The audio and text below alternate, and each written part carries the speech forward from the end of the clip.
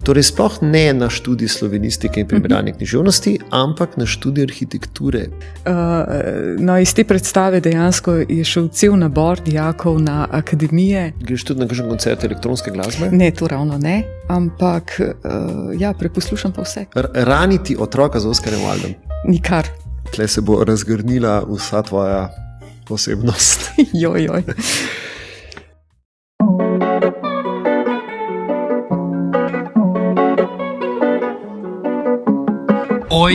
Ojke, ma kje ste vsi? Dragi poljanski kavčarji, Učitelji, dijaki, prijatelji, z našimi Poljanami povezani. Poljanski kavč prihaja v eter. šerej ga naprej, da ga ulovi svež veter. Spremljaj, všečkaj, blefiraj, komentiraj. Pohvali, razdeli, naroči se ne seri. Kavč, poljanski kavč. Kavč, poljanski kavč. Drage Poljanke, dragi Poljanci, pozdravljeni še z moje strani v 3. sezoni Poljanskega kavča, kjer se pogovarjamo z takšnimi in drugačnimi Poljanci, ki jih sicer poznamo iz učilnic, iz zbornice, iz hodnikov. No, tukaj pa pravzaprav želimo mogoče še malo več odstrniti o njih, o njihovi osebnosti. Zelo sem vesel, da se mi je pridružila tukaj na kavču v tem našem improviziranem studiu Katarina Torkar Papež, profesorica z izjemnim stažem, profesorica slovenščine in retorike, verjetno ena najbolj spoštovanih učiteljev oziroma učiteljic na naši šoli. Katarina, dobrodošla. Hvala lepa za povabilo. Hvala, ker si se povabilo odzvala. Bilo je težko. Bilo je težko, ampak bo bolj prijetno kot pri zobarju. Upam, da. No, evo. Kažeš in tako. Obljubljam, da bo. Mogoče bi začela s tem izhodiščem. Ti si ena taka velika ljubiteljica vsega, kar je lepo, ljubiteljica umetnosti. Na nek način ti je bilo to, zdaj ne vem, če čist položeno v zibko, vsekakor je pa to doma bilo prisotno. Tvoj oče je bil slikar in povej malo, kako pa je to odraščati v družini slikarja oziroma kako se potem ti vzorci prilepijo na malo Katarino? Ja, res je. Moj oče je bil akademski slikar, grafik.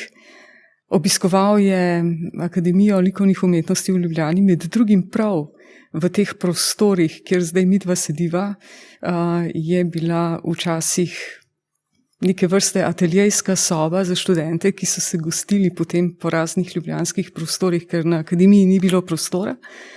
In je prav zanimivo, da ko sem povedala doma, da sem sprejeta na poljansko gimnazijo, je rekel oče, neverjetno, v naključja tako rekoč ne verjamem več.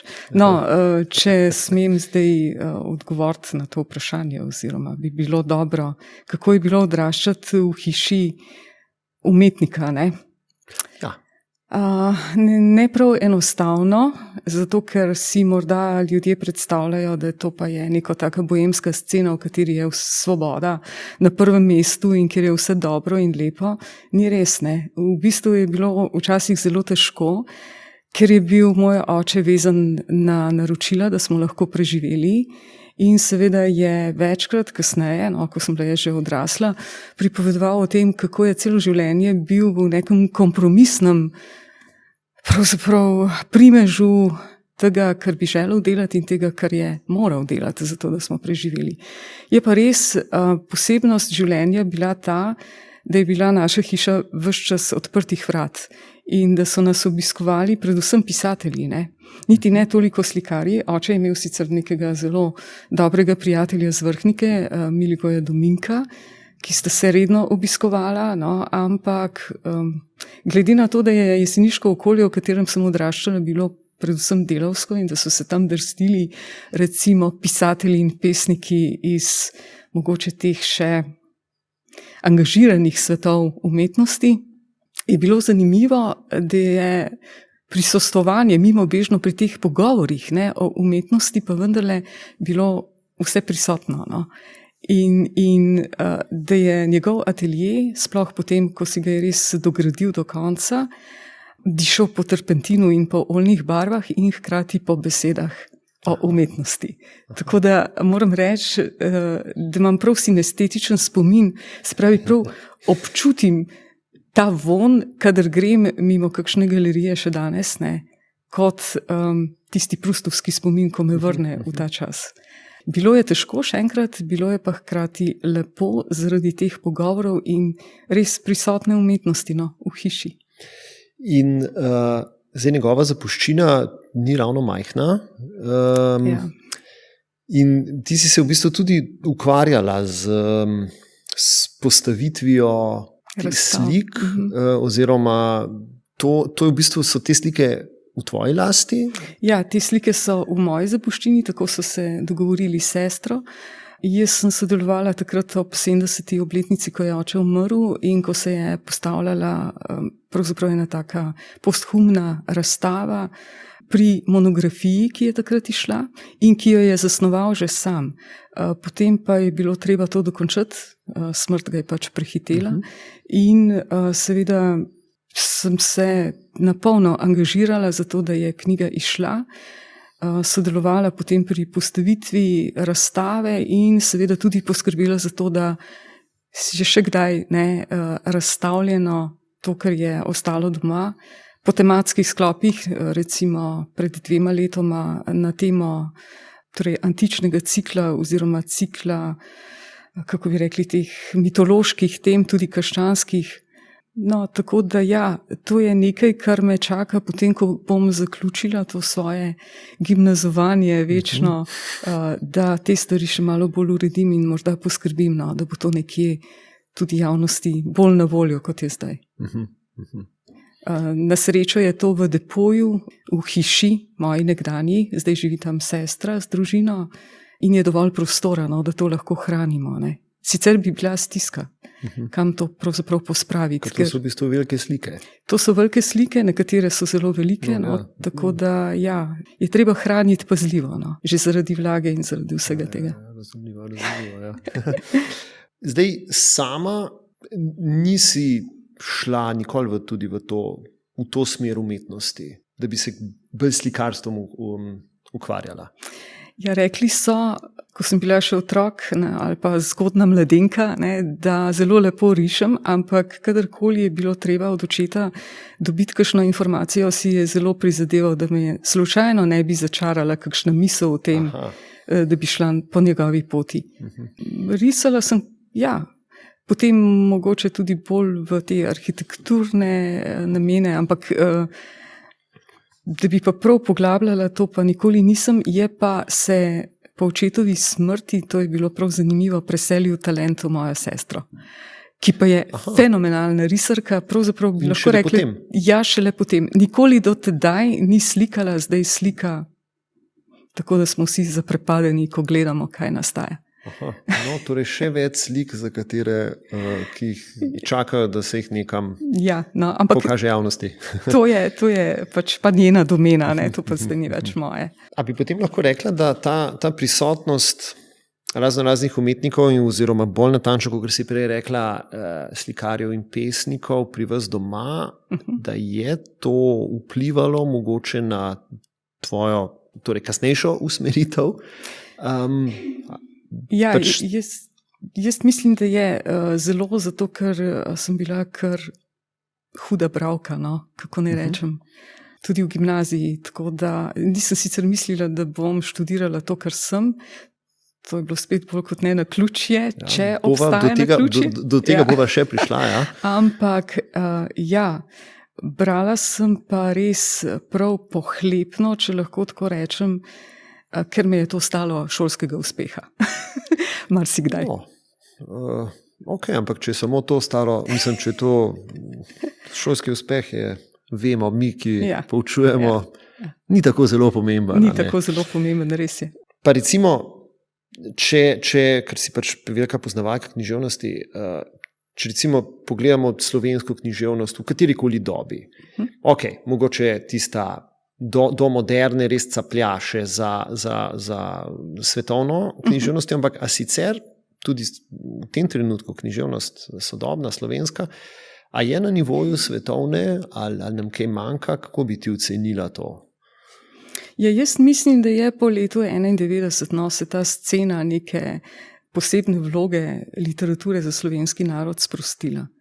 In da je toliko žanrov zdaj prisotnih, vse prisotnih, ne, tudi v slovenski literaturi, pa niso prav zelo slabi, ali pa sploh niso slabi, da ja, se je sprostila in tudi mislim, da je kar lahko enakovredna, no, sploh temu osrednje evropskemu prostoru. Kjer avtor ti je pa recimo zelo ljub? Dajmo reči od sodobnih. Od sodobnih? Ja. Misliš še živečih ali od sodobnih? Recimo po letu 1991, recimo naša scena. Zagotovo Lojze Kovačič.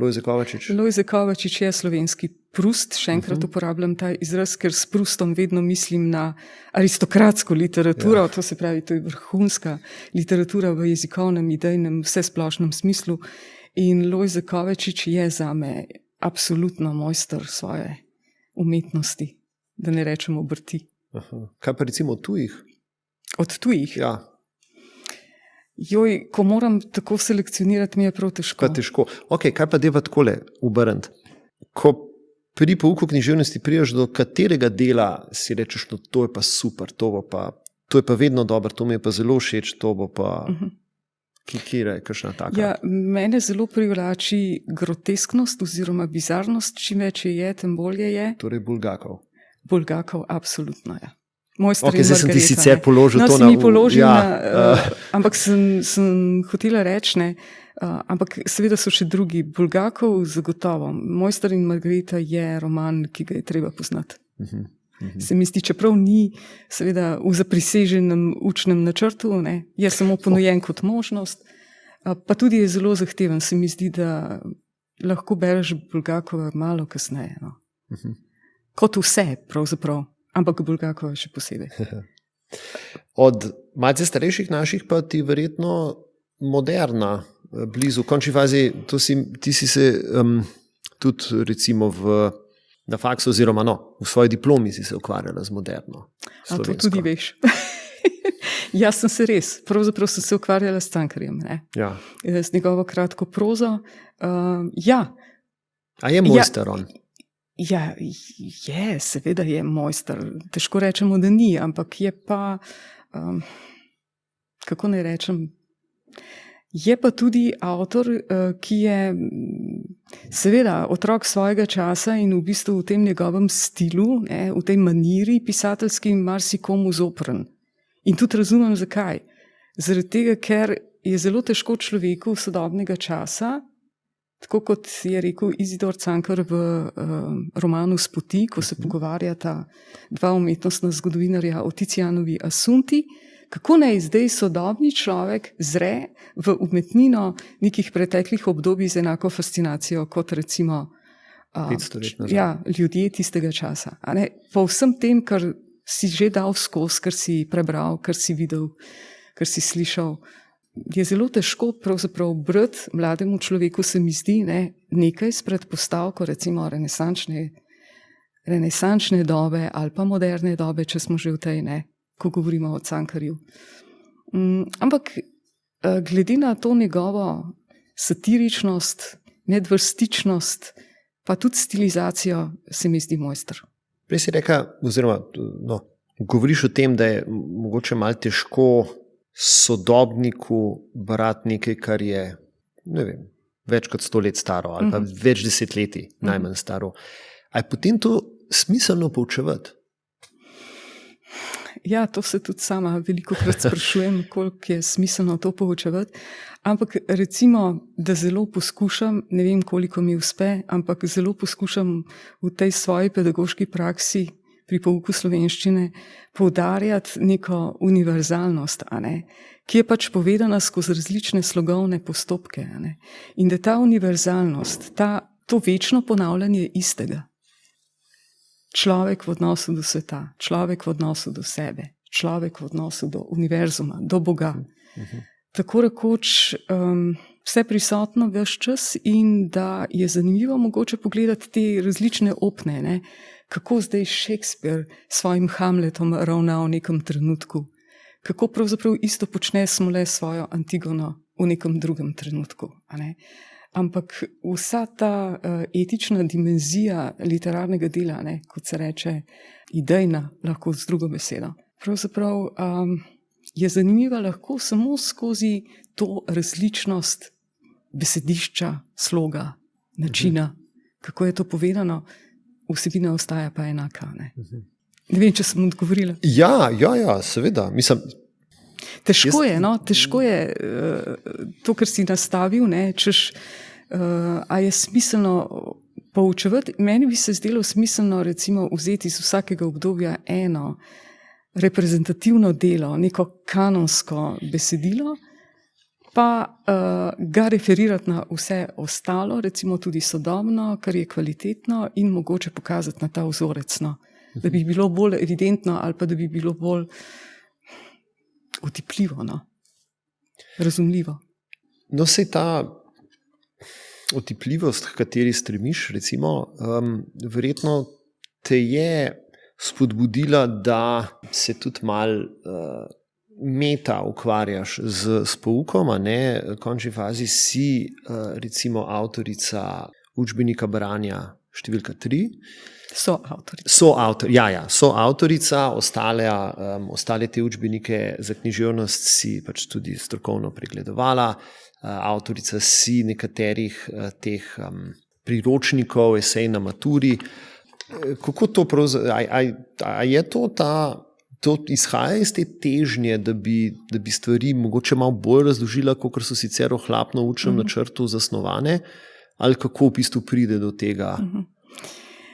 Ja, pri branjih moram reči, da sem bila od same zasnove prisotna, in takrat, ko smo se na državni založbi dobivali, da bi izdali nek res antologijski učbenik, v katerem bi se dalo brati s povezavami mal naprej, mal nazaj, da mi je bilo zelo všeč, ker so me povabili k sodelovanju in ker sem lahko pač recenzirala ali pa celo sodelovala pri izboru teh posameznih besedil, v 3. letniku pa pač se ukvarjala predvsem z moderno.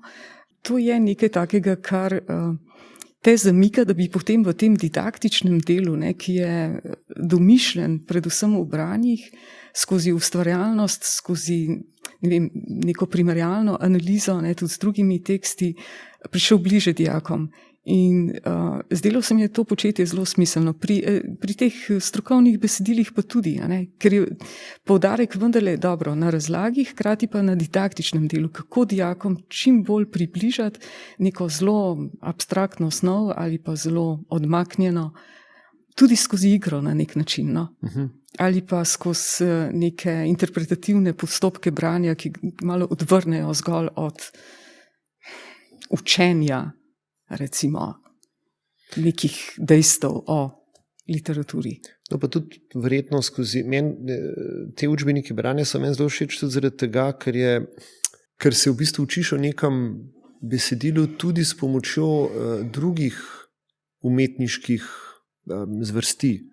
Ogromno je slikarstva noter, kiparstva in tako naprej. A to je tudi ena stvar, ki si jo ti zbrala ali kako je s tem? V bistvu smo se veliko pogovarjali o tem in je bilo to kar splošno mnenje, da seveda je nujno treba pokazati sploh pri vstopu v neko obdobje, naprimer srednji vek, tudi ta glasbeni, splošno-kulturni, likovni, arhitekturni, skratka nek splošno-kulturni vidik, skozi katerega mogoče lahko potem povezujemo se tudi z zgodovino, tudi z umetnostno zgodovino, tudi s filozofijo nazadnje in tako naprej.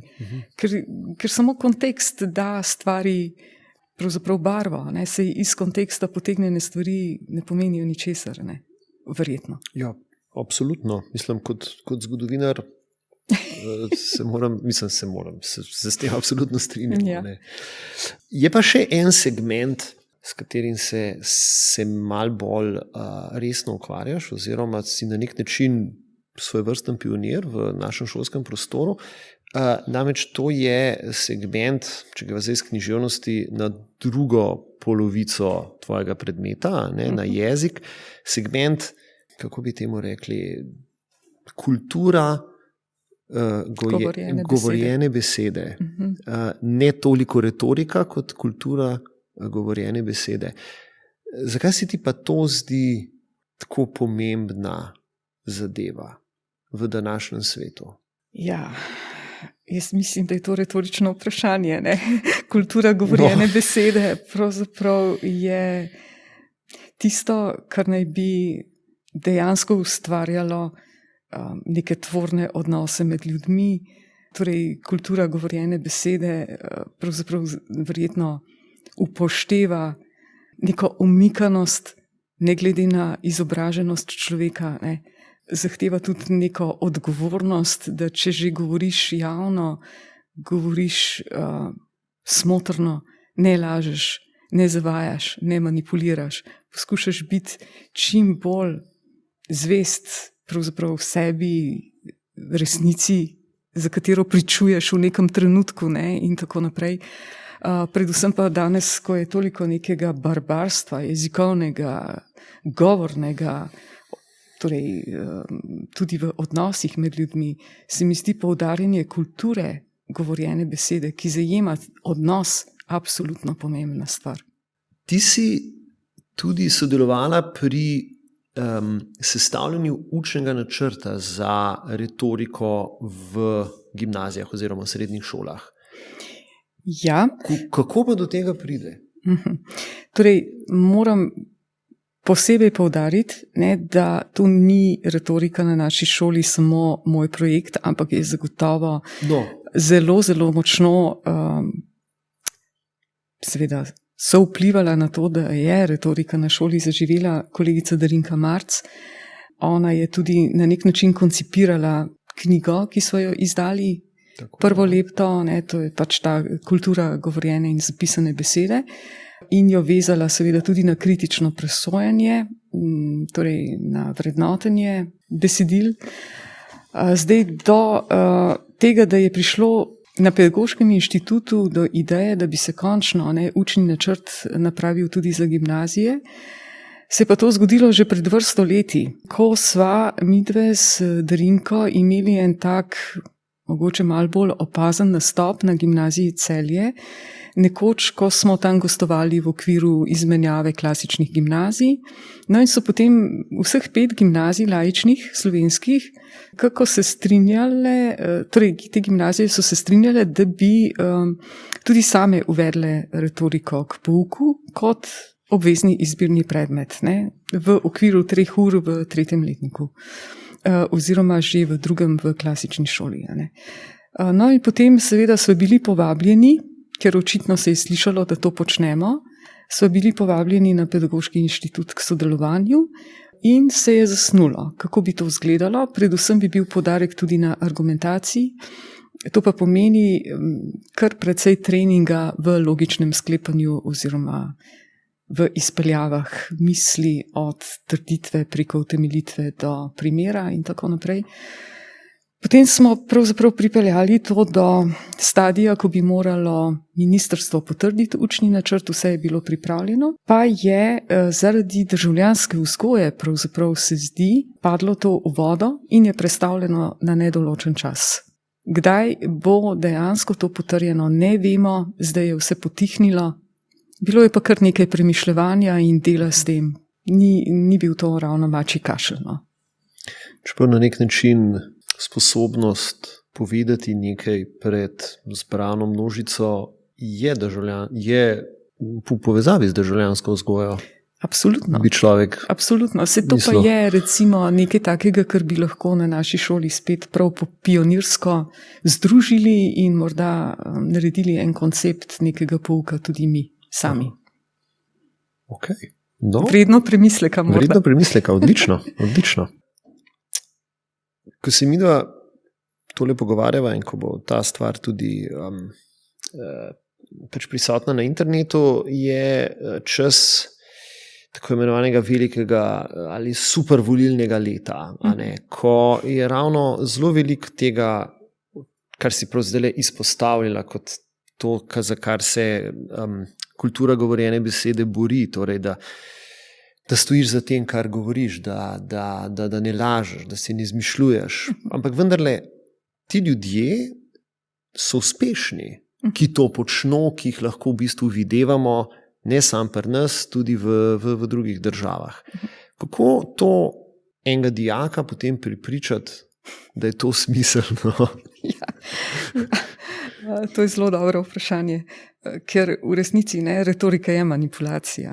Če bi gledali v najbolj splošnem pomenu besede, pa ne bi smela biti. Saj poznamo to aristotelovsko misel, da retorik zmore prepričati za sleherno stvar, ampak sme samo za dobro, ker prepričevalna sredstva so poleg logosa in patosa tudi etos, in ta je verjetno najpomembnejši, poleg seveda neke razumne besede. Težko je dijaka prepričati zares v poštenje na vseh področjih, ko nastane vprašanje, zakaj nekako ne štejemo prepisovanja pri šolskih nalogah, plonkanja se reče, za nekaj skrajno predrznega, ampak to vsi kar nekako toleriramo. Mi učitelji včasih pogledamo stran, dijak pa tega ne razume kot nekega dejanja, ki pravzaprav ni moralno. Da, in seveda pri govorjenju je verjetno podobno. Male laži so nujne, da preživimo. Zdaj, če bi govorili čisto resnico, bi dejansko ustvarjali pekel, to tudi vemo. Se pravi, ko govorimo o laži, govorimo predvsem o tem, da se ne sprenevedamo in ne govorimo o nečem, kar nas pravzaprav žali, osebnostno žali. In ko poslušamo tudi te politike sedaj, kako govorijo, jaz imam pač mal daljši staž v svojem življenju, pa recimo določene politike spremljam že, odkar se sebe zavedam. In mi je neverjetno, kako so ti ljudje obrnili ploščo in jo obračajo po vetru, koliko je nekega oportunizma, koliko je pravzaprav tistega, kar bi se pa dalo pravzaprav aktualizirati, predvsem s Cankarjem, če že govorimo o času, ki je zdavnaj mimo. Ker je žebljico na glavico zadev predvsem v Narodovem blagru, pa v Hlapcih, pa še kje, ko je pravzaprav razgaljal to, čemur ne rečemo kultura govorjene besede. Ampak v bistvu neko licemerje, ki je res, bomo uporabljali izraz, ker je bolj ekspresiven, nagravžno. Ja.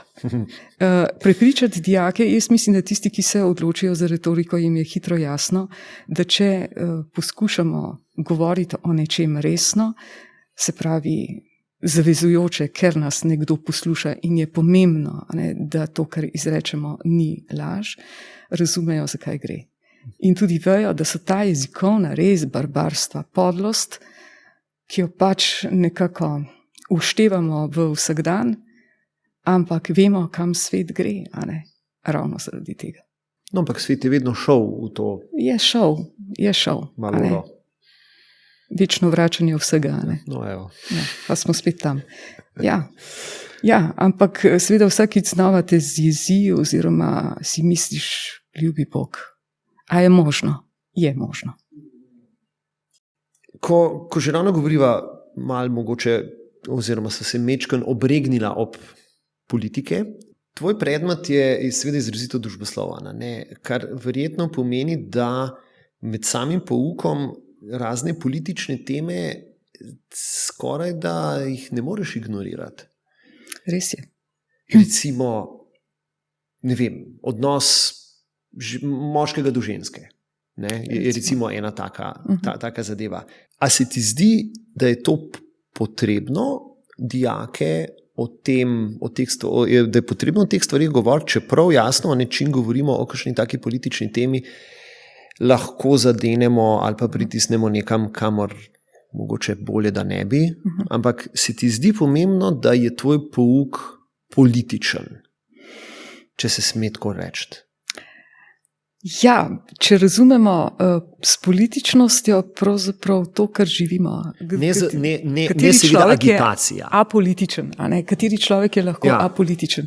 Ne moreš se izogniti politiki, ker pač živiš ta čas, ta svet, politika je del vsakdana, tako rekoč, ne glede na to, kako se deklariraš, ne? Ali si strankarski človek, ali nisi in tako naprej. Seveda je delno tudi političen, ne more biti drugačen. Kako naj, recimo, dijak aktualizira neko temo, kot so, na primer, Cankarjevi Hlapci, ali pa kot je, na primer, Dostojevskega Zločin in kazen, ali pa Bulgakov, recimo, ne da bi se seveda povezalo z nekimi družbenimi tematikami, ki so prisotne, ali so bile prisotne v zgodovini, ali pa so prisotne tudi zdaj. Težko se je temu izogniti. Sej se ne imenuje imen, sej se ne imenuje strank, sej se ne imenuje pravzaprav nekih res dobesednosti. Ampak zagotovo je treba odpirati te stvari in narediti ljudi občutljive, zlasti za laž. A ne? Če je literatura etično zavezana, vendarle, če tudi skozi fikcijo, resnici, ki je pač povečana skozi metaforičnost in vse ostalo, kako obiti to? Jaz mislim, da je to pomembno, ja. Je pomembno. Čeprav se res lahko povsem ogneš imenom ali pa vsaj jasnim namigom, to se pravi, pa se tudi hočeš. Ja, če seveda grem iz Slovenije, potem se ne izognem imenom. V Sloveniji se pa absolutno izognem imenom. Kako pa gledajo dijaki na to? Ne vsi enako, nekateri pravzaprav znajo poučitati, da je morda pouk lahko tudi političen. Ne razumejo, da če govorimo, bom imenovala kljub vsemu o Trumpu, pa če recimo rečemo, morda bi se dalo videti tudi bližino tega človeka skozi katerega drugega, a ne? Je lahko nekaterim že dovolj. Tako da res je spolzek teren, treba je blazno paziti, no, pa tudi biti na nek način nevtralen, kolikor se da. Seveda se pa ne da, ker tvoj način pričevanja za neki ali pa recimo sledenju neki ideji popolnoma jasno pove, kam ste usmerja nazor. Ja. Ne moreš, ker v bistvu je pouk slovenščine vendar tudi razkrivanje. Ne moreš ob literaturi ne razkrivati sebe. Čisto drugače je, če govoriš o jezikovnih problemih ali pa če učiš slovnico, verjetno tudi, če učiš matematiko, a ne? Ali pa, ne vem, zemljepis. A ne? Čeprav zemljepis, dober. Čeprav to je že spet področje, kjer je seveda jasno ta družbeni kontekst pomemben, ampak hočem reči, pač drugače je biti nevtralen pri predmetih, ki se ognejo tem družbenim temam, ki so naravoslovni, recimo. No, pa zdaj eno malo politično vprašanje. Kaj je narobe z našim šolstvom?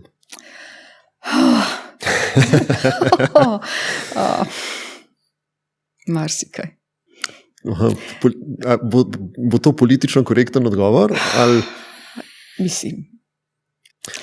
Predvsem, recimo, konkretno, če lahko komentiram samo za slovenščino, ne, ker je to pač moje polje. Zdi se mi, da tako kot je zastavljena matura pri slovenščini, ne, pa tudi ne nazadnje pouk, ne vem, če je ravno smotrno. Pri maturi vemo, ne, da se lahko dijaki pripravljajo po sekundarni literaturi in da lahko dobijo odlično oceno, tudi če knjige niso prebrali. Čeprav bi mi marsikdo tole podrobil pod nos, češ ne, to pa ne bo res. Jaz mislim, da je lahko, da je možno. Ker je strel v koleno, a ne? Ja. Na vse zadnje stroki, namenu, cilju pouka in tako naprej. Hkrati seveda matura oklesti mogoče tisto, ne, če mu rečemo interpretacija, ki je zdaj spet povezana z možnostjo ubeseditve, ampak nobena razlaga, nobenega literarnega dela ne more biti nekaj, pod kar bi se 100% podpisali. Vsaka interpretacija je konstrukt. In zdaj mi ocenjujemo na maturi pravzaprav nek konstrukt, ki jim je v resnici vsiljen, ki je naučen od nas. Čemu potem to služi?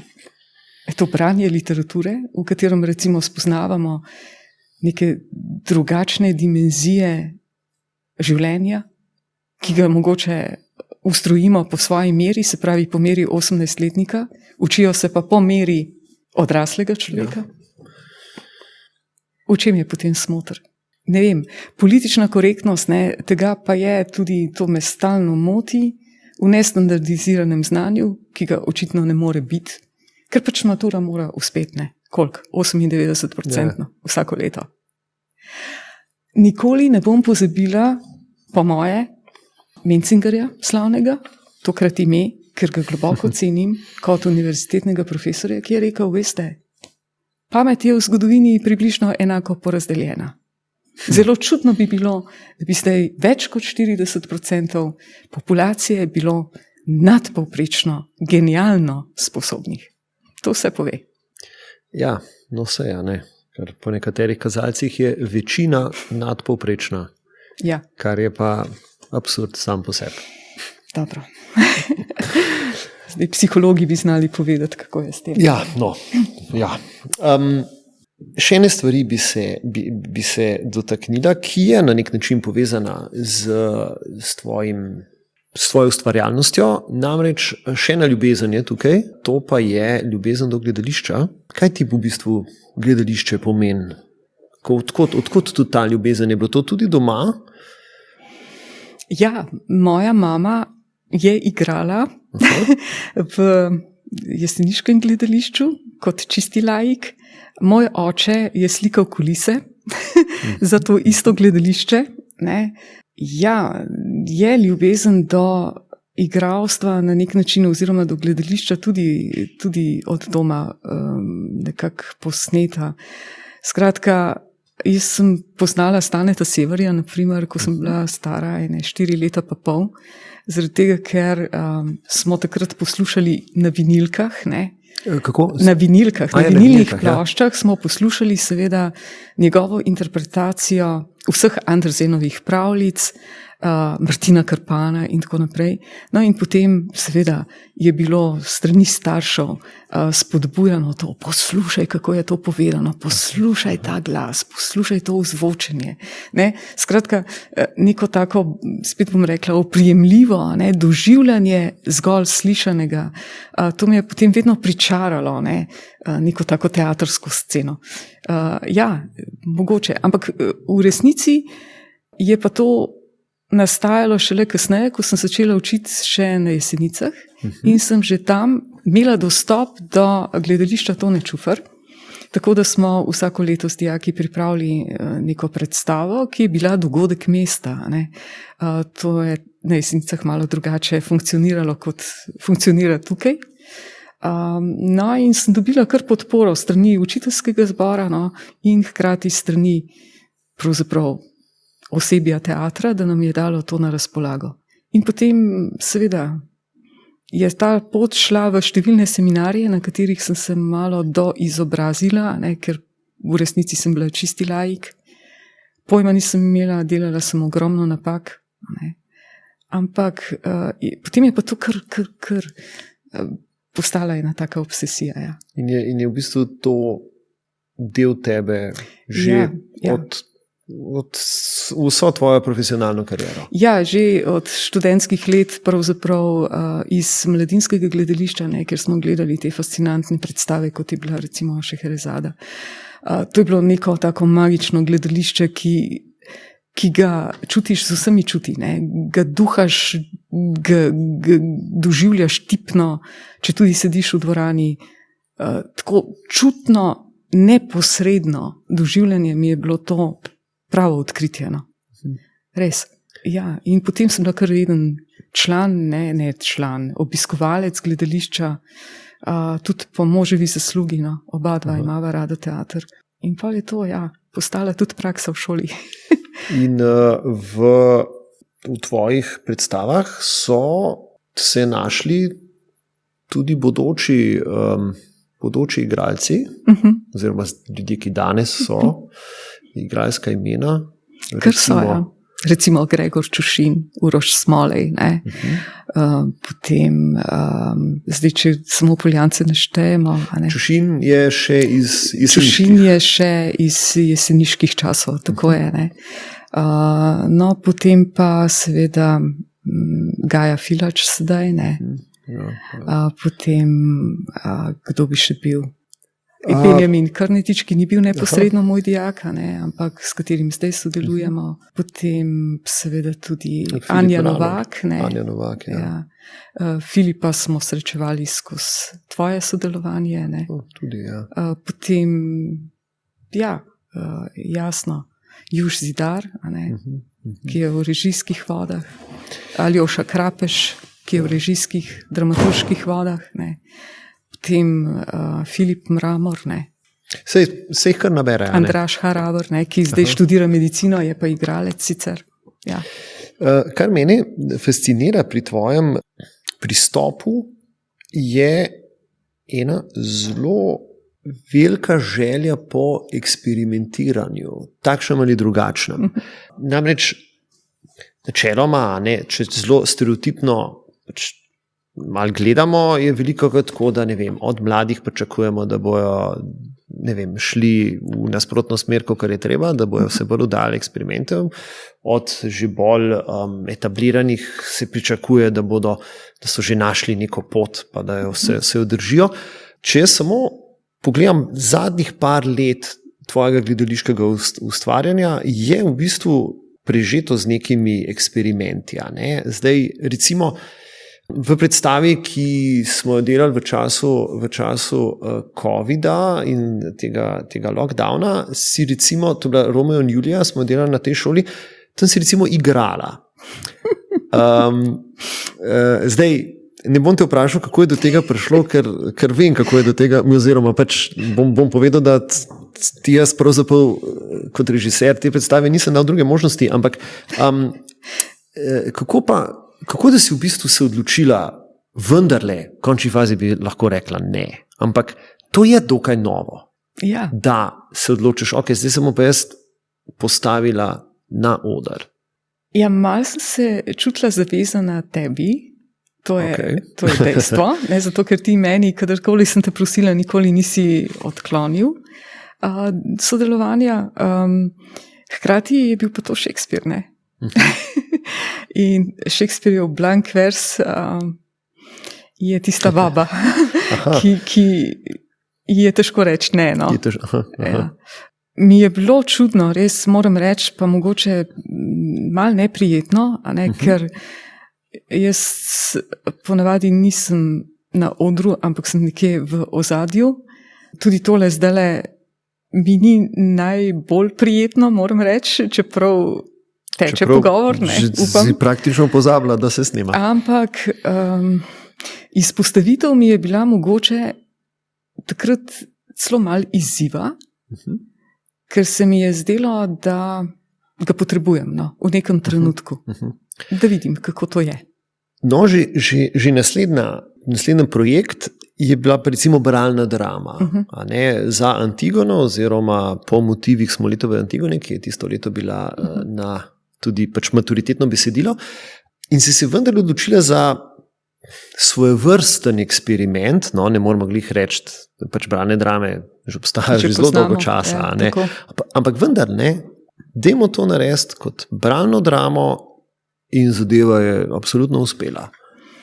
Ja, ta Smoletov tekst je seveda eden takih, ki je podčrtan pri meni. To je mojstrovina in seveda nemogoče bi bilo, se mi zdi, da bi motili to koncentracijo besedila, recimo s odrskimi premiki ali s nekimi intervencijami po odru, ker ni potrebno, ker je v bistvu v tekstu samem vse, kar je treba slišati. In tudi zaradi ideje same, ker se govori o nekem idealiziranem svetu pravičnosti, ki ga pravzaprav ni, in je Antigona mišljena kot odsotnost, in prav zaradi tega, ker je mišljena kot odsotnost, se mi je zdelo potem pomembno, da beremo tekst koncertno, se pravi precizno, natančno, z veliko pozornostjo in zahtevamo, zdaj bom uporabljala to besedo, zahtevamo nekako od publike podoben špil. To se pravi, da tekst dobesedno nasede, naleže na poslušalca in da se ne ukvarja z drugim, kot samo s tem, kar sliši. Ne pa še s vsem, kar bi videl. No, ko si ti meni pač predlagala spet eno sodelovanje, pa ko si rekla, no to bo pa bralna drama, sem si jaz mislil, kako bo to šlo, ampak Katarina ve, kaj dela in res. Hvala, Miha, hvala. Jasno. Ne? Pa še en svoj vrsten eksperiment bom izpostavil, namreč ti si pravzaprav na nek način hrbtenica tega procesa, bom rekel, ki se mu reče v zadnjih nekaj let, ki se mu reče Poljanski oder, in to je tudi recimo en proces, pri katerem je velikokrat, mislim, marsikatero obrv verjetno privzdigne, vendar pa ti absolutno stojiš za tem principom. Namreč gre za način, torej gre za avtorske predstave, ki na nek način predrejo to klaustrofobijo odra. Kako to, da te ta, oziroma kako da se ti to zdi toliko pomembna zadeva? No, to, kar si prej rekel, ne, da so bile predstave različne, da si niso bile zelo, zelo podobne. Ja, ker je to zdaj spet od recimo oprosti, da te prekinemo, od ene bralne drame, je to druga stran mavrice, bi skoraj lahko rekli. Diametralno nasprotje. Ja. Tukaj pravzaprav nek ne klasičen pristop, ampak klasično branje. Ne. V tej formi, recimo Poljanskega odra zadnjih 2 let, je pa seveda to nekaj popolnoma drugega, ne? Kjer dejansko skozi avtorsko delo zaživi morda dijak v najbolj avtentični podobi. To pomeni, da vendarle ne igra vloge, ampak da jo vzpostavi. No?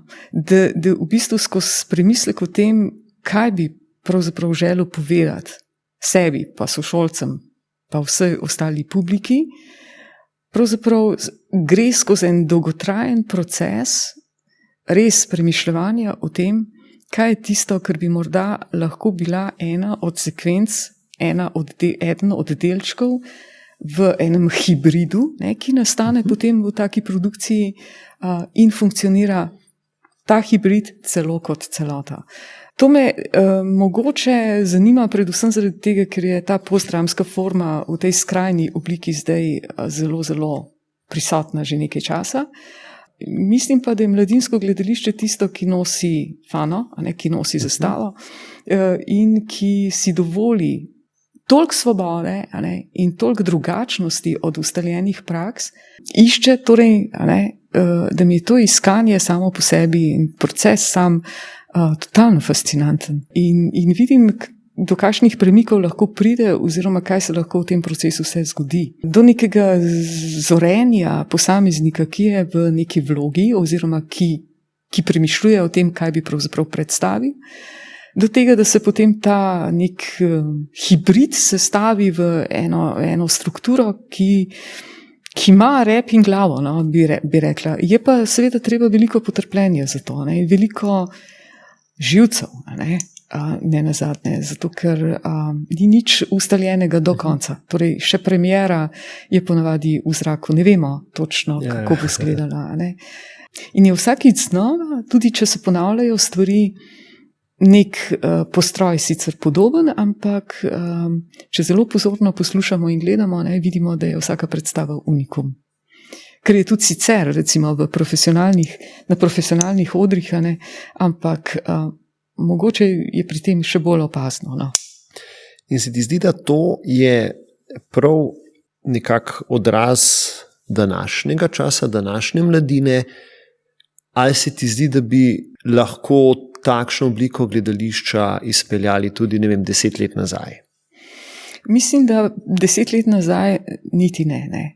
To, da vendarle odraža nek razvoj v gledališču in seveda jasno povzroča tudi averzijo, torej tudi odpor zaradi tega, ker nismo navajeni gledati takih predstav. Ne. So izziv tudi publiki, a ne. In popolnoma razumljivo je, da je publika lahko zelo odklonilna, ne, zaradi tega, ker ne razume verjetno, zakaj pravzaprav tako, a ne. Ali pa pač pričakuje res neko odrsko akcijo, ne, s to 4. steno in to je to. Tukaj pa seveda se vse to prebije.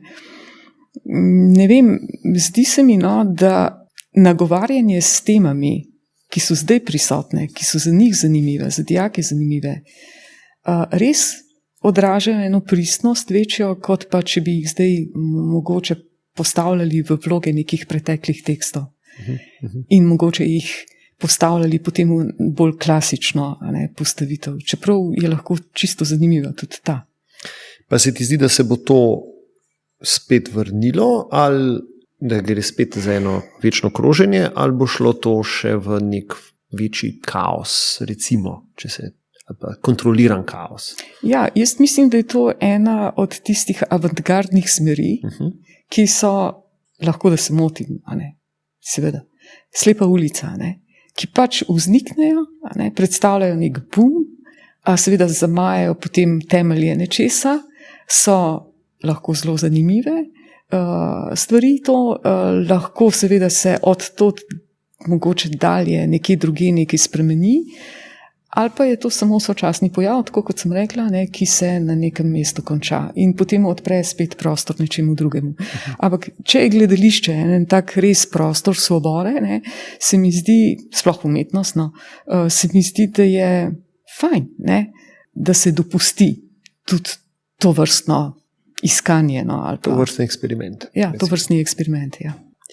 No, mogoče bi samo še počrtal, a ne, tale najin segment, ki se dotika teatra, da ne glede na to, za kater projekt gre, si pravzaprav, dobro, publika je praviloma zelo dobro sprejela te stvari, pa tudi žirija, dajmo tako reči, ali ne vem, kritika, če se temu tako sme, oziroma profesionalni gledalci, ki marsikatera tvoja igra je bila tudi povabljena na razne festivale in je dobila tudi nekatere nagrade, a ne, vključno tale Oder, pa potem še prejšnje predstave.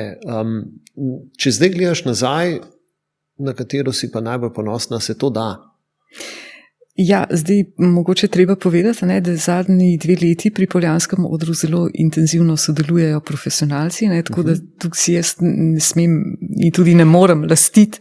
No, ne, ampak še vedno si pa ti ta točka zaradi, ta element šole, ki to vzdržuje. To pa ja, no, to se pravi, neko koordinatorsko vlogo imam, ne, ali pa neko podporno, to drži, ampak ja, se pozna, ne, tudi to profesionalno delo kljub vsemu, a ne, to je jasno. Najbolj sem pa ponosna na Žabe. To se pravi... Na Žabe tiste na še Žabe, iz Jesenic? Ne, na Žabe na Poljanah, v katerih si nastopal ti v vlogi hudiča, spomni se, ja. Točaja. No, iz te predstave dejansko je šel cel nabor dijakov na akademije. Ponosna sem tudi zaradi tega, ker so vsi sedaj uspešni. Bodi si v oblikovalskih krogih, ne, na likovni akademiji, ne, scenografka, bi lahko rekli, na glasbenem področju, ne, skratka in seveda tudi v igri.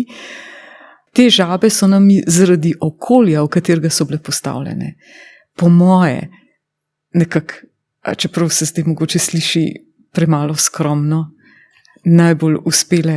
Ta predstava mi je bila sploh všeč, ker sem zagledana v Strnišovo dramatiko, a ne, tudi ravno zaradi tega, ker je tako čarna, ker je tako čarobna, ker pač so stvari ostale uganke, a ne, nedorečene. Skratka, gledalec je malo zbegan, pa verjetno tudi igralec mestoma.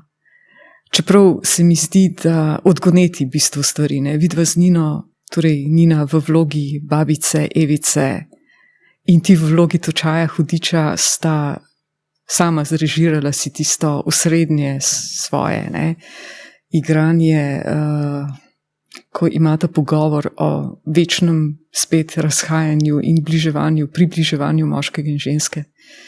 Dveh polovic, ne, razstavljenih in tako naprej. Pač učinkovito izpeljala, odigrala in tako naprej. In tudi vse ostalo se mi zdi bilo postavljeno na tak način, da kljub temu, da smo bili laiki, ne, tisti, ki smo režirali, so režirali in igrali v odraslem in v dijaškem smislu, da nam je to kar uspelo, da smo lahko ponosni na to predstavo. A je mogoče kakšna predstava, za katero si želiš, da je ne da je sploh ne bi naredila, to verjetno ni, ampak da bi jo naredila drugače? Ja, Vaje v slogu, Kenojeve. Ja? No, To je pa tudi neke vrste eksperiment. To je eksperiment z jezikom, ne? Ja. Ampak se ga da fino postaviti na oder, ne? Pa mogoče si drzniti, celo spremeniti vsebino, jo nalepiti na kaj drugega in potem se iti v regulije. Pa narediti iz nje totalno komedijo. Ne? To bi bilo fino. Enkrat narediti komedijo. Ja, ni ravno, bom rekla, ni ravno glih, tako rečemo Gorenci, v moji naravi, da bi seveda delala komedije sploh. Ker pač sem tak človek, mogoče malo preresen za ta svet. Tako pravijo drugi. Aha. No, še je čas. Ja, prav dosti ga ni več. Ja, nekaj pa še.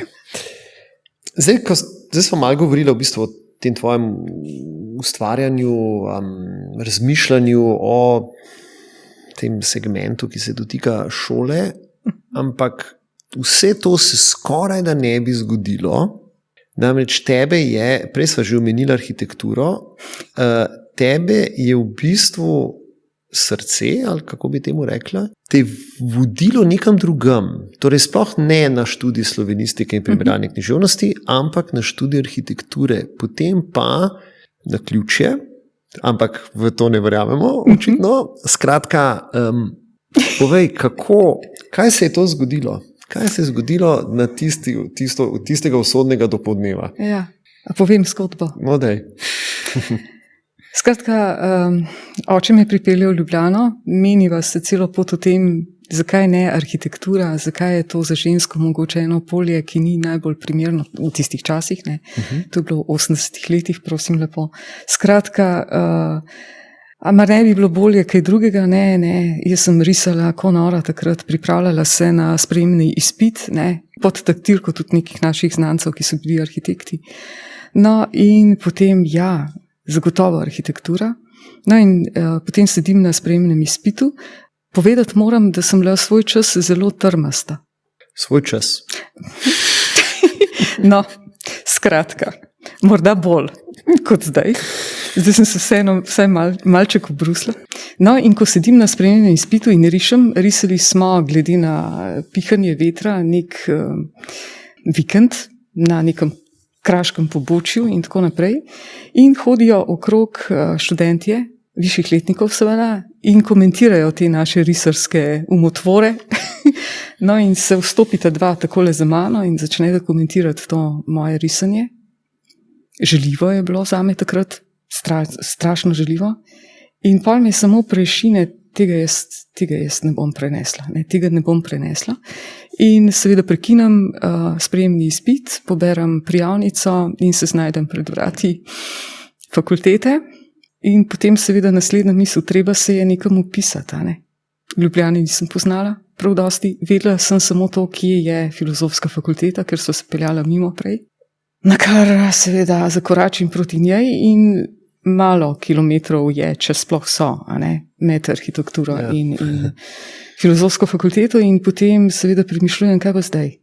V redu, berem, zanima me literatura, kaj me še zanima, umetnost in tako naprej. In ko pridem do vrat, grem gor na referat za študentske zadeve in vpišem slovenščino pod A, primerjalno književnost pod B. Potem seveda se zmenim z očetom pred galerijo, me pobere, pravi, kako je šlo. Rečem, ne bo arhitektura, bo to drugo. In pravi, pa ja ne boš profesorca. In jaz sem rekla, ne, nikoli, to pa res ne. No, evo, toliko o zarečenem kruhu. Aha. Pravzaprav na nek način še dober, da ko ste se peljala do arhitekturnega faksa, da se niste peljala mimo farmacije. Se so vse. Čeprav vse je res. Ja, ampak ni prišla v poštev. Ni prišla v poštev. Ne. Okay. Nič v zvezi s naravoslovjem ne bi prišlo v poštev. Sploh ne medicina. In to praviš, morda ni naključje. Morda ni naključje, ja. A je mogoče kaj več potem? Te ta segment tudi kaj intrigira? Misliš medicina ali to? Ne. Metafizika. A ja, metafizika? Ja, to me zelo intrigira, ja. Metafizika me zelo intrigira, res je. Se veš, o fiziki in metafiziki. No, dobro, ja, ne, ampak ne vem, tudi nek okultizem? Okultizem? Ah, ne, to pa ne. Ne, to kdaj reč pa vendar? Ne. Metafizika samo v tem umetniškem smislu. Ti umetnost zadovolji transcendentne potrebe. Ja, evo, željo po spoznavanju metafizičnega. Recimo. Ja. Je dovolj. Ja. Ni treba polagati rok. Ne, ni treba. Če mogoče misliš na eno bioenergetsko zdravljenje, če si slučajno prišel do kakšnega takega podatka? Zdaj bi lahko zableferil, da sem, ampak bom priznal, da nisem, ker si prej govoril o tem, da tako, ko se govori, da se ne sme lagati. Ne, jaz sem v resnici neverni Tomaž. Mislim, me ne prepričaš zlahka v neke čarovnije in podobne stvari, čeprav pravzaprav bioenergijo ali vse te mogoče ne empirične zadeve sprejemam kot možne. Nimam odklonilnega odnosa do tega, samo težko jim verjamem. No. Arhitekturi si na nek način zaprla vrata, ampak vendarle nekaj, ena iskra pa je še v tebi. Recimo med drugim, če si izrisala postavitev kabineta za slovenistiko, ko se je to prenavljalo, namreč nekoč je kabinet za slovenistiko bil tam, kjer je zdaj kabinet za matematiko in obratno. Matematiki so imeli kabinet zdaj tam, kjer je slovenistika in pač tisti kabinet je nekoč bil popolnoma drugačen. Potem pa si ti kako vzela papir, svinčnik. To je tudi zgodba. Ne? Takrat seveda je bil ravnatelj Bojan Končen še. Ne? In je rekel, ne, če ima kdo kako idejo, kako bi zdaj ta postavitev stala, ne, in potem smo se malo spraševali, nihče ni imel ideje, jaz sem takrat predlagala, da bi bilo pametno vendarle nekega arhitekta vprašati, kako naj bi to izgledalo, ker je prostor majhen, nas je pa veliko in je bilo treba slačiti noter veliko miz. In potem, ne vem, kako je že padla beseda, ampak daj kar ti naredi eno idejno skico, pa bomo že nekako, no, in pol po tisti idejni skici ni mi ravno čast to, no. Je pač nastalo, kar je nastalo. No. Skratka, silom prilike bolj kot ne. No. A ja, ti ni, danes, ko stopiš v ta... Ja, ne, to je pač laično, ne. No, dobro, ampak vseeno, ne, je pa funkcionalno. Ja, ne vem, koliko je, mogoče bi bilo kako drugače z enim profesionalnim očesom, to res funkcionalno. No, ampak tudi mase, to sem pa dobil izvirov, za katere ti bo dosti hitro jasno, kje sem to nabiral. Namreč tudi doma se zgodi, da člani tvoje družine pridejo domov in je notranja oprema drugi, kjer je bila, ko so še šli v službo, recimo. Ja. Ta ljubezen do arhitekture seveda je ostala, ne? Sej tudi sem redni gledalec ambientov, ne? In blazno me zanimajo revije s to sodobno arhitekturo. Ja, urejanje prostora se mi zdi tudi ena takih pomembnih kultur, no, za bivanje. Ja, včasih naredim kakšno rošado, no, zato da je mogoče malo bolj pestro potem, da je malo bolj drugače. Kot se že zdi, da smo vsi naveličani, a ne, enega prostora, je potem vsaj barva lahko spremenjena, če drugega ne. Pa kakšno steno tudi porušaš? Ne, rušim še ne. Ampak imam veliko željo, pa mislim, da ne bo konsenzano. Ja. No, koliko je pa arhitektura na nek način blizu umetnosti? Ja, se je inženirska, tako rekoč, umetnost. Ni to pravzaprav zares tako popoln obrat v tvojem življenju? Ne. Recimo, če pogledaš Corbusierja, ali pa velike arhitekte sveta, recimo, vidiš, da so to res umetnine, neka drznosti v njih, spet tista svoboda, kjer se premikajo meje, ker niso samo kubusi, ampak če že kubus je, še nekaj dodano in tako naprej. Tudi se mi zdi, da bolj ceniš, ne vem, ta Ronchon, recimo kapelco, kot neko klasično gotsko katedralo. Ne, to je težko reči. Mislim, gotska katedrala je fascinantna zadeva. Pač vezana na čas, v katerem je nastala. Sej, če bi takrat bila dela avtorizirana, bi seveda zdaj častili nekoga, ki jo je zasnul. Ampak skratka, moderna arhitektura je vsekakor fascinantna. Prav zaradi teh drznih stvari, recimo. Deva se, namreč ti pravzaprav na polno živiš kulturno življenje v Ljubljani. Dajmo tako reči. Verjetno, če bi ostala v Slovenskem Javorniku, odkudar si doma, Jesenice ti verjetno ne bi torej iz Jesenice bilo treba iti stran. Ja. Bilo treba iti stran. Ja. To sem poslušala celo otroštvo in tudi mladost, ko nas je obiskoval Pavle Zidar. To je bil očetov prijatelj, Slamnikov Zdravko, sicer. Ja. No, in on je več čas rekel mojemu očetu, pejt ven. Tukaj boš utopel, tukaj boš nazadoval. Ja, to ni prostor, kjer bi se dihalo na polno. Ampak Ljubljana, do neke mere vendarle provincialna, kakršna je, si te zadovolji v tem smislu? Ne povsem. A hodiš tudi, ne vem, hodiš na Dunaj, hodiš, ne vem, v Skalo, Milano? Ne hodim prav tako načrtno, ampak če se le da, če že potujem, seveda grem absolutno pogledati te umetnostne objekte oziroma galerije. Ja, to so zbirke, to je čist drug svet.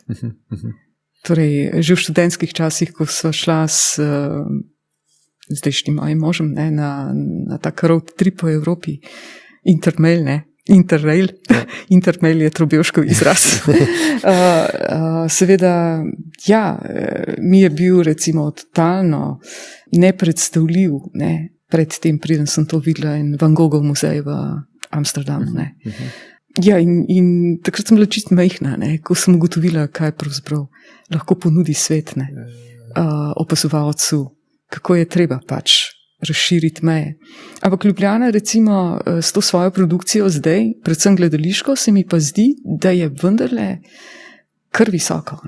In da si lahko ponekod drugod kar malček razočarana. Tudi Dunaj ni tisto, kar bi mogoče bil, kar bi lahko bil. Namreč gledališča naša so vendarle zelo raznolika, pa tudi ponudba, tudi režije so nekatere zelo, zelo dobre. Deva se še dotakniti glasbe, zdaj ti pač, ne vem, obiskuješ koncerte klasične glasbe. Tvoj sin, ki pa je sicer študiran psiholog, se pa v bistvu ukvarja z glasbo, v bistvu je na nek način komponist elektronske glasbe, ne vem, se jim reče komponist ali je producent. Tako. A je tukaj nek vpliv tvojega sina, da te mogoče povlekel v en segment ali pa v en žanr glasbe, ki mogoče ni tako zelo vsakodneven? Vsekakor. Zelo sem mu hvaležna za to, ker dejansko me je dobro.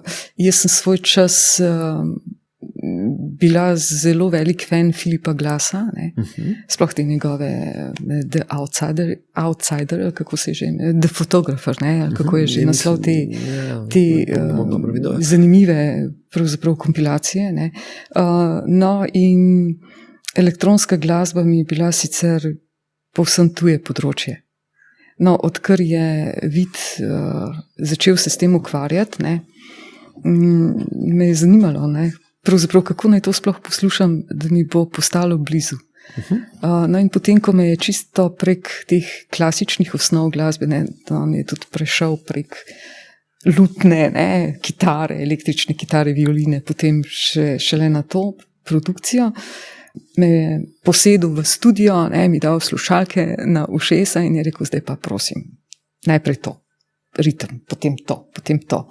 Tako da me je upeljal v to in moram reči, ja, da sem odkrila eno področje, ki mi je zelo zanimivo. Ker vedno sem slišala samo ritem, ne? V bistvu tistega ozadja pa ne. In potem, ko mi je bilo rečeno, ritem je za poslušalstvo ali pa za tiste, ki pač poskušajo ta ritem vzeti zase, ko plešejo, da poslušaj to, kar je zad, to je zgodba. No, tako. In zdaj, recimo, greš tudi na kakšen koncert elektronske glasbe? Ne, to ravno ne, ampak ja, preposlušam pa vse, kar je njegovo, ne. Ja, pa recimo tudi, ne vem, Jimija Hendrixa, recimo, ki sem ga poslušala že davno, ampak bolj tako mimobežno, pač zdaj poslušam popolnoma drugače. Torej, sin te je v celotno to glasbeno sfero upeljal na en drug. Ne morem reči, da vso, v bistvu slabo poznam, ampak ja, neke stvari pa vendarle začenjam sprejemati, ker jih verjetno nikoli ne bi, ker ne bi prišle toliko blizu. To je kar v redu, ja. No, zdaj seveda, ne moramo samo o enem otroku govoriti, deva se še dotaknem tvoje hčerke Maje, ki ona je sicer šla v naravoslovne vode, kar da se je presenetilo? Je bilo to presenečenje? Čeprav po dedkovi strani so vsi naravoslovci. Aha, no, torej ni bilo čisto presenečenje, čeprav so bili neki, mislim, ena indoktrinacija, že od mladih let. Zdaj sem slišal neko zgodbo o tem, kako si ti, ko je bila še čisto majhna, si pripovedovala oziroma brala pravljico Oskarja Wilda, Slavec in vrtnica. In ta sicer zelo žalostna zgodba je zelo vplivala na malo Majo. Ja, težko si odpustim to. Meni se je zdelo, da je otroku treba zelo zgodaj postreči kar z zahtevnim jezikom, zaradi miselne zmožnosti potem, in tako naprej. In nisem nič šparala. Brala sem ji to zgodbo predvsem zaradi estetike tudi. Seveda sem potem spremenila konec in ker je bila kar zelo pozorna na to, kar je slišala, je vedela, da si konec izmišljujem. In se ni pustila. In potem sem ji morala prebrati. To je zato, ker je bil konc, ampak njo je zelo prizadel konec. Ja, njo je čisto prizadel. Prezgodaj je bilo. Žal sem ji povzročila škodo, ampak najbrž ni bila edina. Starši mnogokrat povzročimo škodo svojim otrokom. Žal, ne hote. Pa se ti zdi, da še danes se ne morejo od tega... Ne vem, kaj pa ti je povedala, očitno si jo spraševal. Lepe stvari. Ne, da pač ta zgodba se mi zdi kar simpatična. Ja, ta je bila ena takih. Raniti otroka z Oskarjem Wildom? Nikar. Nikar. Evo, vendarle to, kar delamo, je del šole in tudi na ta način poučujemo. Če bom kdaj imela vnuke, te napake zagotovo ne bom ponovila. Definitivno ne. Skratka, Medvedek Pu, oziroma ne, moj prijatelj Piki Jakob. No. Pa tudi Medvedek Pu. Ja, no. Za malo starejše, okay, ki že razumejo ironijo. Ok, ja. V redu. Tvoja hči ima pa tudi malo vpliva, ali pa je to mogoče bolj slučaj, na tvoj način prehranjevanja. Ja. Daj mogoče še to malo razloži. Ja, ona je na biotehniški fakulteti začela študirati najprej živilstvo in prehrano. No in že takrat smo se precej pogovarjali o tem, kako in kaj. Čeprav, recimo, jaz sem že od nekdaj bolj nagnjena v vegetarijanstvo, čeprav nisem ravno vegetarijanka, ampak potem se mi je zdelo, ko smo se pogovarjali o raznih predelavah mesnin in podobnega, da morda je dobro, da se ne je mesa, prav pogosto in tako naprej. No, kasneje, ko se je pa začela ukvarjati z biotehnologijo, pa s celico kot celico in s proteini v njej in podobnim, marsičesa sploh ne morem razumeti, ampak tisto, kar mi pove preprosto, pa tudi vpliva na to, da mogoče mečkano bolj paziš, da je hrana sveža, da je kolikor toliko neoporečna, kolikor se da. V toliko mogoče, ne vem pa, kaj je bilo mišljeno. Ne, sej pač sam tok, da je mogoče ti dala mal misliti. Ja, seveda, ker tudi sama pazi na to, zdaj sploh, ko je v Ameriki, kaj pravzaprav jest, ampak ne zaradi kakšnih ideoloških ali pa, jaz rečem temu celo tako, presitih pogledov na to, da je potem hrana preokupacija dneva, sploh ne, ampak po neki zdravi meri. Zdaj se tudi zelo ukvarjaš z kuho, predvsem zelo rada pečeš slaščice. Ja, to pa res. Tudi zelo dobre slaščice pečeš, zdaj kolikor sem jih jaz uspel pojesti, sicer pa imam podatke, da so uporabniki zelo veseli tvojih slaščic in da v bistvu pri tem tudi rada improviziraš z recepti. Spet ta pridih svobode. Kako to? Ja, klišeji mi grejo na živce, tako a priori. Me zanima, kaj bo nastalo. Čeprav je vedno tveganje, ampak tudi v tem je en čar. Peki slaščic je vendarle, če se malo pomeša, doziranje lahko izpade? Ja, lahko izpade tudi zelo slabo, ampak praksa potem tudi naredi svoje, tako da ni toliko kala ali pa toliko stran za zmetati v končni fazi. Seveda, ja. In v bistvu slaščice, če to te pomirja? Ja, to me pomirja. Nekako v veselje mi je, da s svojimi rokami nekaj narediš, ker v glavnem ne delamo z rokami, v našem poklicu ne delamo z rokami, ampak bolj kot ne, torej nas, kar je teoretičnih učiteljev. To je pa nekaj takega, kar v bistvu sproti oblikuješ. In je vse odvisno dejansko od tebe, kaj potem dobiš ven. Tako da je tudi en tak užitek lahko. In ena igra. Igra, točno. Tudi ena igra. Ampak to si rekla, ne delamo veliko z rokami, ti pravzaprav si zelo ročno spretna. In tudi, to ni edina stvar, ki jo narediš z rokami. No, to pa je res, ja. Kaj pa še narediš? Misliš zdaj na ročno delo, na pletenje ali pa na kvačkanje? Ja, na kvačkanje, ne štrikanje. Ne štrikanje, ja. Ampak kvačkanje. Ja, ker si spet lahko bolj zmišljuješ vzorec, bolj obvladljivo je, kot pa pri pletenju. Lahko tudi paraš bolj enostavno in tako naprej. To pa je, kot neka taka avtogeni trening.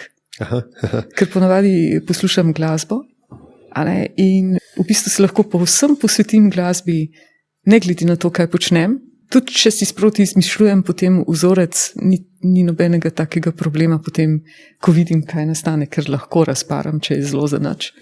Ampak koncentriram me na poslušanje, zelo pozorno poslušanje muzike. V bistvu ti si sama tudi kakšne obleke narediš?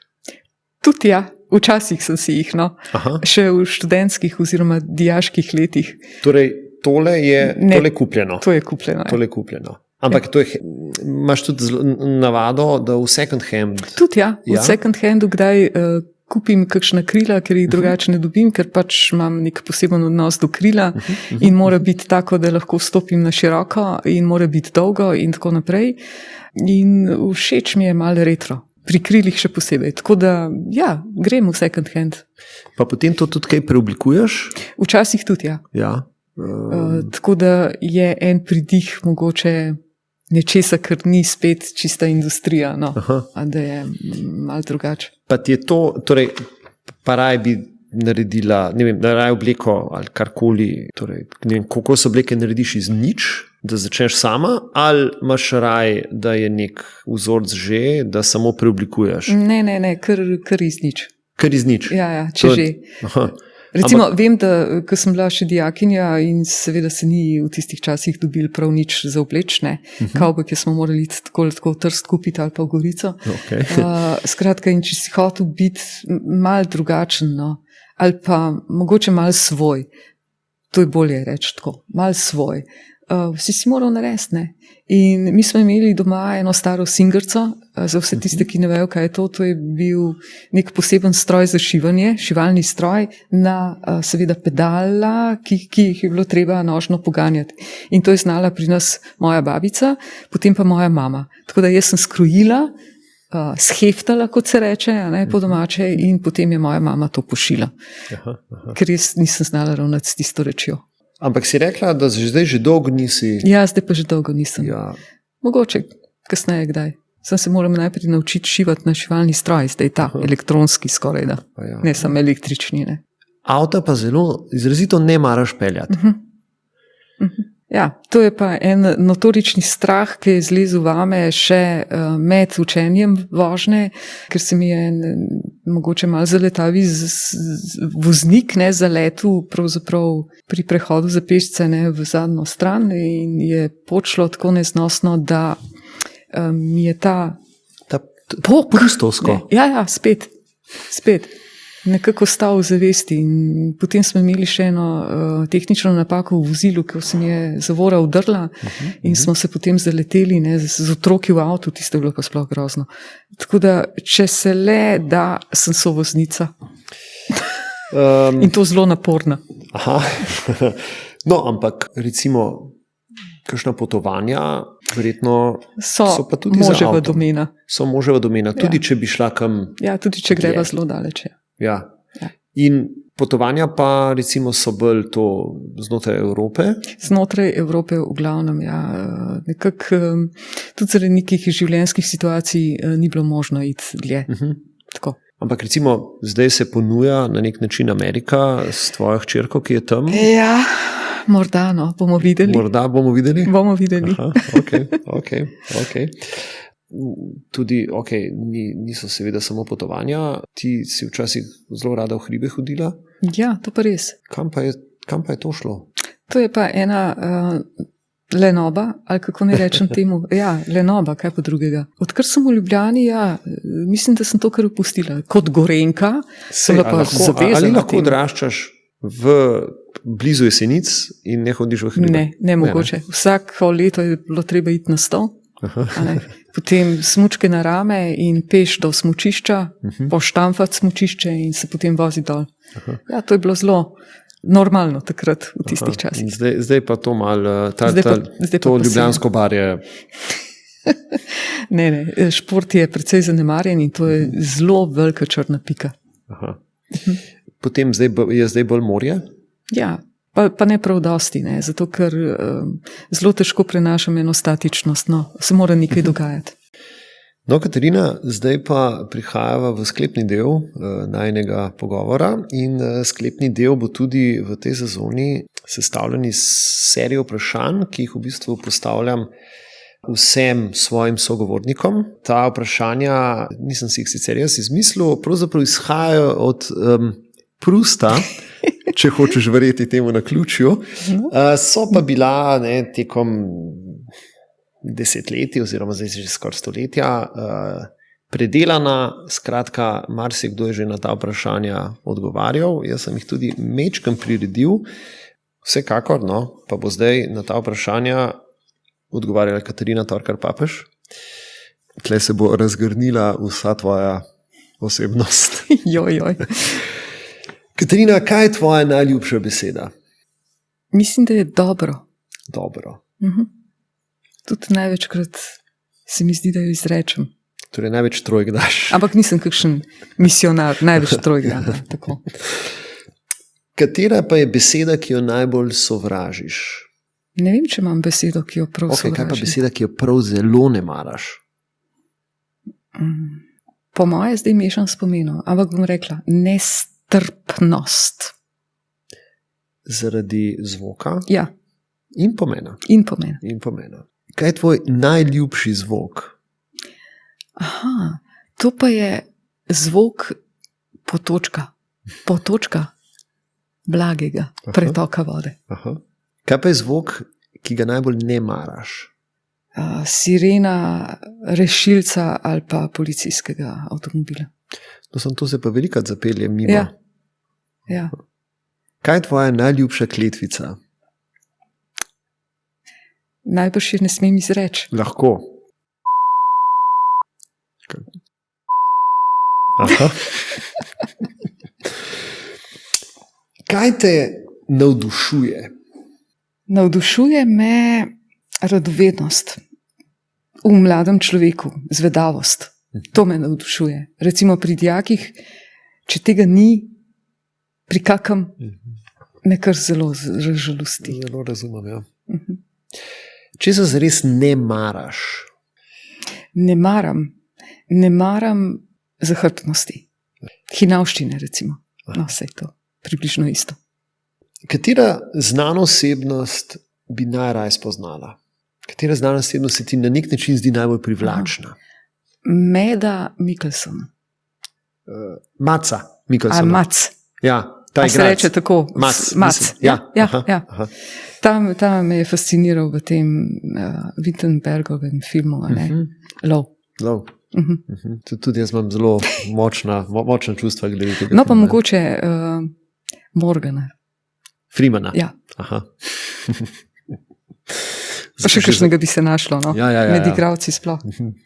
Kater poklic poleg svojega bi še rada opravljala? To sicer verjetno se mi zdi, kaj bi znala reči. Ne vem, če je res.